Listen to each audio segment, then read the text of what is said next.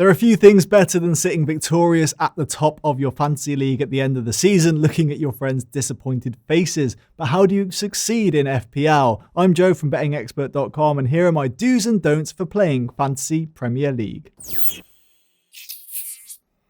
First thing is quite simple, but something we're all guilty of from time to time. Don't give up. No matter how far behind you are in your league, keep picking your team every week, stay informed, and make the necessary moves, because at some point someone else will fail or give up, and you will climb up that league table. When you're looking at which players to bring in and put in your team, look at what their schedule looks like for the next few weeks. Are you only picking them up because they've got a tasty matchup in the next match? Well, that might be well and good, but what if their next two following fixtures are extremely difficult? Then you might be spending transfers unnecessarily, potentially taking points hits to remedy a dud player.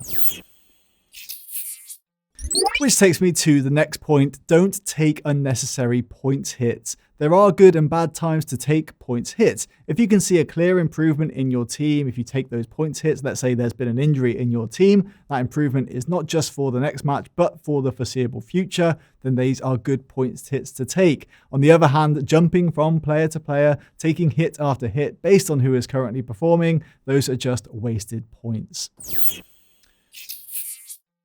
And this leads nicely into my next tip, and that is to keep your cool. If a player in your team isn't performing to their usual level, don't panic, but stick with him if you think he will turn it around at some point.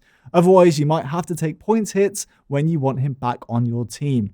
The importance of keeping your cool also becomes very important when it comes to sudden successes. Just because a player suddenly scored 2 goals last match, it doesn't mean he'll do it consistently. Keep your cool, look at the player, and make your assessment with the future in mind. Now, one thing that we are all guilty of from time to time is taking risks and gambles on our captaincy picks for specific rounds. It rarely works out, so stick with the player that you think will be the best for your team during the season, and don't switch around too much from round to round. It usually doesn't work out in the long run. You'll end up missing points, and also don't captain a defender, for example. Now, previous champions of FPL have also relied on their captaincy, so they've amassed 24% of their total points from their captains. So don't gamble with that, however tempting it may be.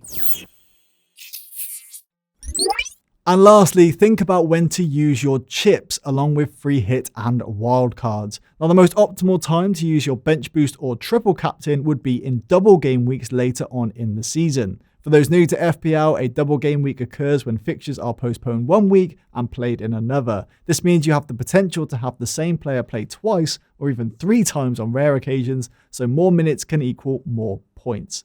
And the most optimal time to use the free hit chip in comparison is to use it in a blank game week, i.e. when certain teams won't be playing and there will be fewer fixtures and fewer players to pick from.